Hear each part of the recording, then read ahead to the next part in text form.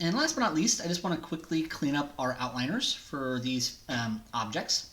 So remember, if we go to Channel Box Layer Editor, we can see that when we click on these objects, they've got some transform values, right? We don't want that necessarily. We can see that there's history for these objects as well, right? Particularly the original has that history, right? So remember, we don't really kind of want all of these. And in fact, just to kind of highlight history again, right? If I go to, say, you know, kind of this, these kind of poly splits we did, right, earlier. So if I go to this poly split here, one, I have all these edges to control, but what if I change like a property, like say subdivisions to like say 3? Look at the disaster that that turns into, right? So once again, kind of showing you your history, right? Your history is everything you've done to this object, right? The very last thing was the extrusion we did on the back, right? There's some tweaks for shape. We did some other extrusions to create this kind of coming out. We did some poly splits, right, to kind of create this shape. We even did that smooth earlier, right? And we see that we can go back to any one of these and click on them and adjust its properties. But we notice that these other things are highly dependent on those original shapes. And so often, in fact, a lot of the time, majority of the time, you go back in history to any one of these things, you can click on any one of these. The further back you go, the more likely it's going to be disastrous, right? If it's like right at the top here and they're not in the same areas, you're probably okay. But the further back you go, the more there's kind of intersections or overlaps where you're using multiple separate, very different tools on the same polygons, the more likely you're going to have disaster. So history for modeling a lot of things is usually not terribly useful. And you see that you change those things and it does weird, bad stuff. In fact, a lot of software doesn't really even use history. Blender doesn't, Modo doesn't, 3ds Max doesn't really use it. They just kind of give you modifiers that you can apply for certain procedural functionality when you need it. Maya's a little bit different than that. So you just have to be a little bit more aware of the history that's here, right? So keep in mind that you can, of course, always adjust any of the things you've done to your object, but oftentimes it'll do bad, weird stuff to your mesh, right? And generally, we don't want to be handing that stuff off, and it even can cause weird stuff to happen later on. So always a good idea to kind of periodically just freeze transforms or delete history, even when you're normally modeling, right? I usually leave it towards the end just so I can kind of focus on the concepts I'm teaching at that moment. But remember, you can do these things as you're working before you're done with the scene, right? It's not something you have to wait till you're done at the end. You always want to do it at the end, though, too, just to make sure that everything's good when you hand over to somebody else. So remember, what I do is I just kind of, you know, select everything, right? Just make sure, hold down right mouse button, object mode, and I just select all the models. I can then go to Windows, and you don't have to do this, but I want to show it to you guys. Remember, Windows Outliner, right? Windows Outliner. And in this case, you can see, fortunately, we didn't really do any combining, separating, booleans, extractions. So we don't have any of those weird groups that are there that sometimes are created when you, well, not sometimes, always created when you do certain modeling operations. But in this case, we do want to delete our history, right? Edit, delete by type history. There we go. And now you'll see that none of these objects have history anymore, right? We also notice, though, I'll select everything again, that some of them have these transforms, right? These values. And generally that can be weird or annoying to do for somebody as well, right? If they need to rotate this 90 degrees from where it's at, right? There's already a 90 there, so they have to type in 180, things like that, right?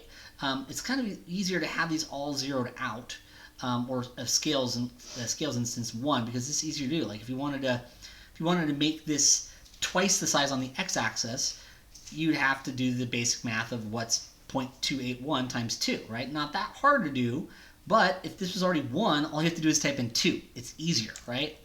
So remember, we select all these, and we go to Modify Freeze Transformations, right? And you notice that resets all the translates and rotates to 0 and the scales to 1. And that just makes it a lot easier for when you're going to pass this off to somebody else later on, for them to be able to not worry about the history slowing down the loading of the scene, to not worry about having to kind of do slightly more complicated math for just want to scale something up twice the size it is. And the other thing, of course, is labeling, right? So in this case, that's the kind of lamp part of it, right? So we'll kind of just say, double click on that, right?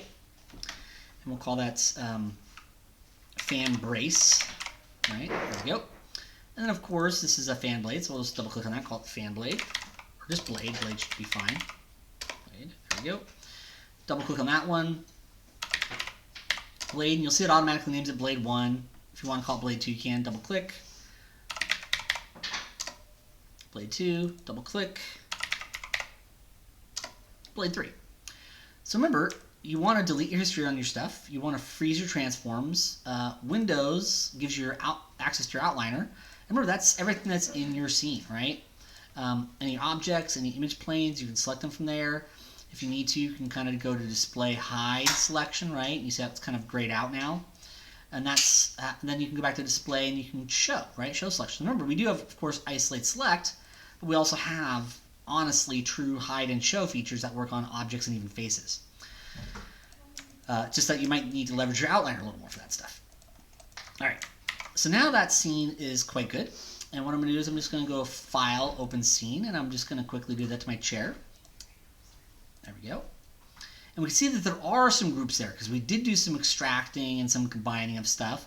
So you are going to find some groups in there. So what I'm going to do is I'm going to select all of these. And I'm going to delete the history because there's all that history there, right? So we'll go to Edit, Delete by Type History. And that's a great place to start because it actually got rid of one of the groups, right? However, it did not get rid of all the groups, right? Usually it will get rid of a lot of your groups, and if you delete history more often as you're modeling, you might find you won't have any groups at the end often because, you know, it's often sometimes when you have groups inside of groups inside of groups that it has some slight issues, right? So often just, you know, Alt-Shift-D, even when you're not done with your models. If you really don't feel like you need the history anymore, just delete it, right? But in this case, there is a group left. And remember, it's the plus with the red arrow, right? If you see pluses on objects like these, you're probably fine, and it's just giving you a display option to go into the further hierarchy of that. But it's the plus with the red arrow that's the group. You see how we can open that up, and then there's that object, and we open that up, and you see how there's a couple of groups nest inside of each other. So that's usually when Edit Delete History won't get rid of that. So when there's groups inside of groups inside of groups. So particularly if you're doing lots of extracting on the same geometry area, lots of combining the same geometry area, that might be one of the things where you just delete history often as you're working on that part. But it's pretty easy to fix. You just select the group, right? Remember, that's just Windows Outliner brings this guy up. Just select the group in here. Although if you select it here, you see how you can't really select the group here, but you can select one of the objects as part of the group, and then you can hit up arrow. You see how it actually selects the rest of the group. Now that's the group inside of the group, so you'd have to keep hitting up arrow to kind of select group inside of group inside of group. But you can have groups nested inside of groups. So if I go to Edit, I can ungroup. And you see how there's just still a group here because that was a group inside of group. So ungroup. So if you ungroup and then you see more groups, it's because you had groups inside of groups inside of groups. So Edit, ungroup. And then when we'd have no more of those pluses with the red arrow ones, you're clean. Now in this case, that's a lot of geometry to have separate. In this case, what I'm going to do is I'm going to make this simpler on ourselves. Because we're eventually going to want to just texture the armrest and the cushions together. We're not going to texture the rest of it. So instead of having all those objects, I am going to combine that, right? Mesh, combine. Remember, it is in Modeling Toolkit as well. And you'll notice once we do that, it creates a bunch of new groups. The nice thing, though, is this one object is here. So if we go to Edit, Delete by Type History again, it will get rid of all those groups. So if you're doing lots of combining or separating on several objects in the same kind of structure like we did here, or extracting, honestly, deleting history as you go, not a bad idea, right? And now we're down to just less objects, right? We've got the cushions and we've got the armrests. Now in this case, I think I'm actually even going to have the cushions be one object, right? So just combine those. There we go. And then of course, Edit, Delete by Type History. And there we go. If I select everything again, we can see that at this point, these guys, because we recombined them, it actually froze transformers for us altogether. But we'll notice that the armrests, since we didn't combine them, still have that transform stuff that needs to be frozen. So we go to Modify, Freeze Transformations. There we go. And then, of course, we could label these, right? Remember, this is just Windows Outliner. I just double-click on that one, call those armrests. It'll just be easier to take in just two objects in the Mudbox later on. double click on that one, and we'll call this chair spokes. There we go.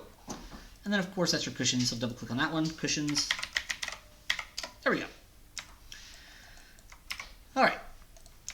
If these had to be properly animated, like the wheels had to rotate around and these had to go up and down, you would not combine those. You would leave those separate. You'd actually create your own proper groups for this stuff, right, for an animator to use. But since we're not animating these, it's just easier for us to combine them in one object and not have to worry about the groups and things like that.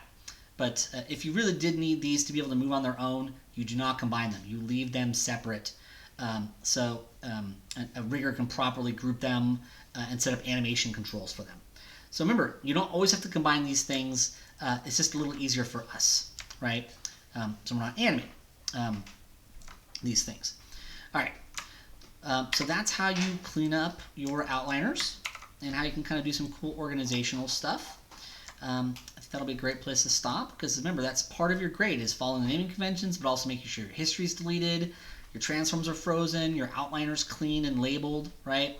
These are the kinds of things that as you get to later semesters with other classes, particularly group project classes, they're going to want you to be doing that stuff, right? That's why it is, you do get some grade points for it. A small amount, but some grade points for it because we want to get you guys in the habit, even in Intro to 3D Modeling. All right, that'll be a great place to stop for this one.